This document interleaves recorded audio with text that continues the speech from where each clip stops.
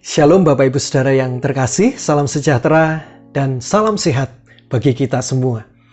Tanpa terasa kita sudah benar-benar tiba di hari penghujung tahun 2020. Sebuah momen yang begitu istimewa dan sekaligus momen yang berharga, momen yang baik bagi kita semua. Untuk kembali melihat, merenung, dan juga bahkan mempersiapkan kehidupan yang baru. Mengakhiri tahun 2020 ini, saya mengajak kita sekalian untuk kembali berjumpa dengan sabdanya. Terlebih dahulu, mari kita bersama berdoa, mohon bimbingan Tuhan. Bapa yang baik, kami bersyukur bila mana sepanjang tahun 2020 kami telah bersama dengan Engkau. Kami menikmati kehidupan. Kami berjuang, berjerih lelah, dan bahkan menangis bersama dengan Engkau. Itulah sebabnya kami juga rindu untuk terus datang kepada Tuhan. Kami ingin menghampiri-Mu, ya Allah. Sebab melalui perjumpaan dengan-Mu lah, kami merasakan kelegaan dan pengharapan yang sejati. Berbicaralah kepada kami siap menyambutnya. Amin. Bapak Ibu Saudara yang terkasih, di dalam Alkitab kita, ada beberapa ayat atau perikop yang isinya itu berupa doa atau harapan. Apa yang saya ambil dan saya bacakan pada hari ini adalah salah satunya. Dan ayat ini adalah ayat yang juga cukup menarik sebab cocok dengan situasi kehidupan yang sedang kita hadapi bersama. Saya mengajak kita sekalian untuk membuka dari 3 Yohanes pasalnya yang pertama, ayatnya yang kedua hingga keempat. Saudaraku yang kekasih, aku berdoa, semoga engkau baik-baik dan sehat-sehat saja dalam segala sesuatu, sama seperti jiwamu baik-baik saja. Sebab aku sangat bersukacita ketika beberapa saudara datang dan memberi kesaksian tentang hidupmu dalam kebenaran. Sebab memang engkau hidup dalam kebenaran. Bagiku tidak ada sukacita yang lebih besar daripada mendengar bahwa anak-anakku hidup dalam kebenaran. Ketika akan memasuki sebuah tahun yang baru, biasanya manusia ini mengalami perasaan yang campur aduk atau nano-nano. Seseorang bisa mengalami 2 perasaan yang berbeda dalam satu waktu. Ada perasaan sedih, tetapi juga ada perasaan senang. Ada perasaan gembira, sukacita, tetapi juga ada perasaan cemas dan khawatir misalnya. Ada perasaan yang lain, misalnya kita merasa di satu sisi ada keberanian, tetapi juga di sisi yang lain ada ketakutan. Hal ini cukup wajar sebab manusia tetaplah manusia, Bapak Ibu Saudara, yang terbatas untuk mengetahui dan juga memahami masa depan. Belum lagi tidak ada seorang pun di dunia ini yang mampu atau bisa menjamin bahwa kehidupan kita akan berubah menjadi lebih baik daripada waktu-waktu sebelumnya. Kok rasanya masih seperti dulu dan akan terus bersambung layaknya sinetron misalnya. Barangkali ada usaha kita yang sedang berhenti atau mandek. Barangkali dari antara kita juga ada yang merasa sakit, mengalami sakit yang tidak kunjung sembuh. Ada dari antara kita yang juga memiliki kerinduan pergi ke gereja, dan itu masih terus dirasakan hingga kini. Bila dulu sakit sedikit saja masih boleh pergi ke gereja, tetapi sekarang sakit sedikit sudah dihimbau untuk tidak datang ke gereja. Banyak keluarga, banyak relasi, dan juga bahkan banyak usaha dan peribadahan yang mengalami disrupsi atau krisis. Seolah-olah Tuhan membiarkan kita hidup di dalam kecemasan, kekalutan, dan kegalauan. Rasa-rasanya kok lorong gelap itu masih menghantui perjalanan hidup kita di tahun yang baru nanti. Saudaraku yang terkasih, siapa sih dari antara kita yang tidak mau hidup baik-baik saja atau sehat-sehat saja? Pasti kita sungguh menginginkannya. Namun kita juga tahu betul bahwa kenyataan dalam hidup ini bisa berubah sewaktu-waktu. Sehingga mengelola diri termasuk mengelola tubuh dan kesehatan adalah tanggung jawab seumur hidup. Sebuah jalan panjang yang tentunya mesti dilakukan secara berbarengan dengan pertumbuhan iman spiritualitas kita sebagai manusia. Jiwa spiritual sehat, tubuh jasmani juga sehat. Itu adalah target kita bersama. Seperti yang disampaikan oleh penulis surat Yohanes yang telah kita baca bersama, bahwa kualitas hidup itu ada ketika kebenaran dan hikmat yang baik itu bertemu dengan keadaan fisik yang baik pula. Dua hal yang sama-sama penting dan sama-sama dilakukan secara berdampingan serta berkelanjutan. Oleh karenanya Bapak Ibu Saudara, ada hal-hal yang semestinya kita ketahui atau ingat bersama untuk mencapai harapan yang demikian. Harapan akan jiwa dan tubuh yang sehat itu tadi.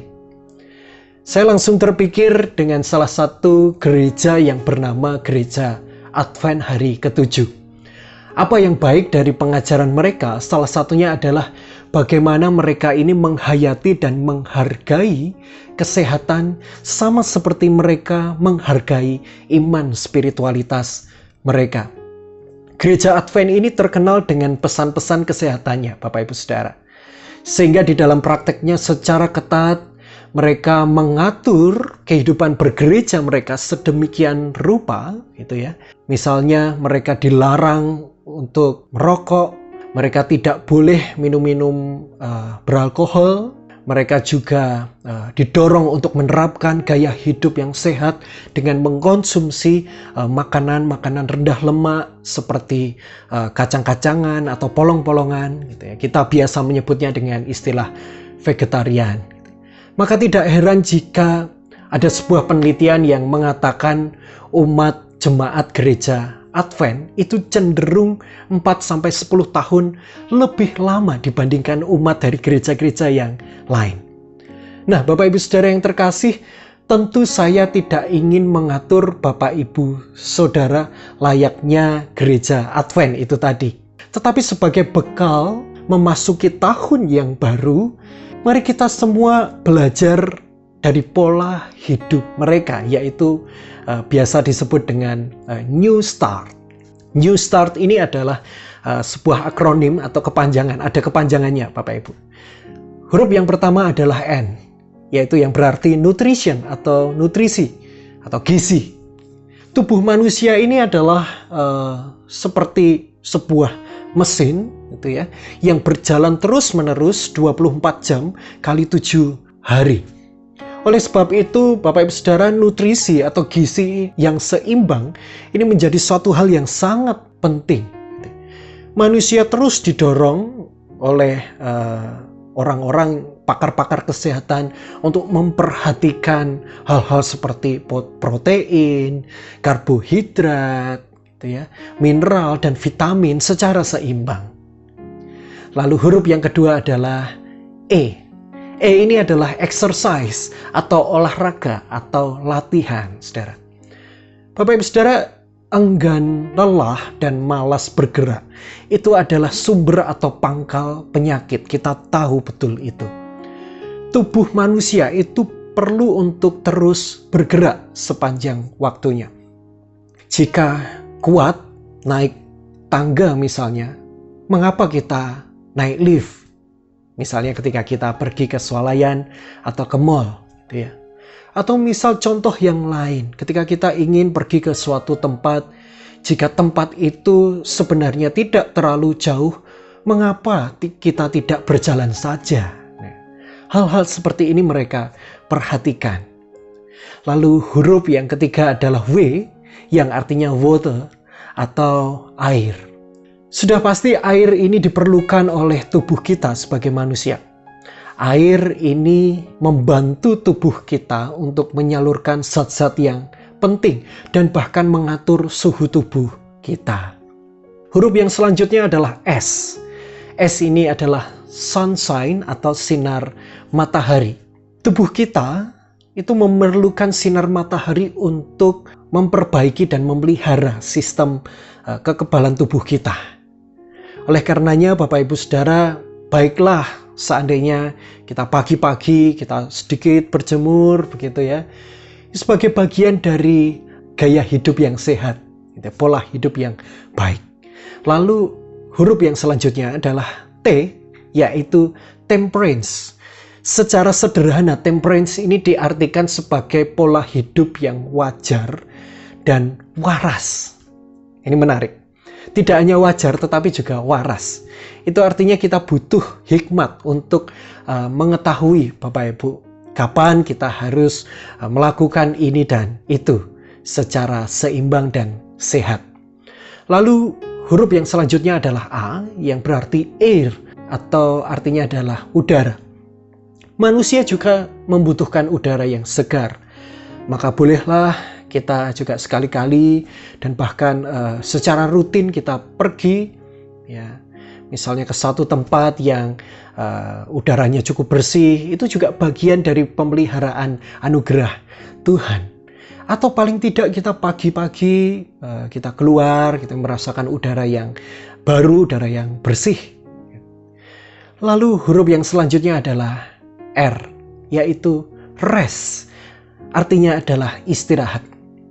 Bapak Ibu Saudara, baik kelebihan maupun kekurangan istirahat itu dapat mengganggu dan bahkan merugikan kesehatan kita. Maka istirahatlah ketika diperlukan sesuai dengan kebutuhan tubuh kita masing-masing. Kita juga perlu memperhatikan jam istirahat kita secara teratur.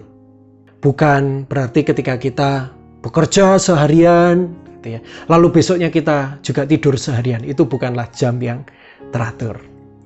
Lalu yang terakhir adalah T, yaitu trust. Ini yang paling penting, yaitu mempercayakan diri. Kesehatan kita memang adalah bagian dari tanggung jawab upaya kita sebagai manusia. Tetapi kita pun juga harus sadar bahwa kehidupan dan kesehatan itu adalah anugerah dari Tuhan. Dari pola hidup New Start ini kita belajar Bapak Ibu Saudara bahwa soal jiwa dan tubuh yang sehat itu bagaikan jalan dua arah. Yaitu kesungguhan kita sebagai manusia dan juga karunia dari Allah itu sendiri. Jika dari antara Bapak Ibu Saudara ada yang merasa gagal, saya gagal Pak memelihara kehidupan atau pola hidup saya di tahun-tahun yang lalu, tidak apa-apa Bapak Ibu. Kita tidak perlu merasa gagal.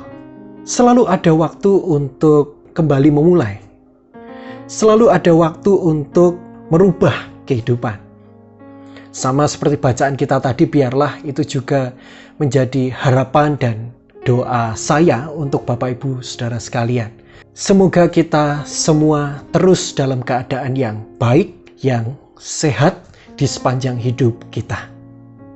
Selamat menyongsong tahun yang baru dan juga kehidupan yang baru. Tuhan memberkati kita. Amin.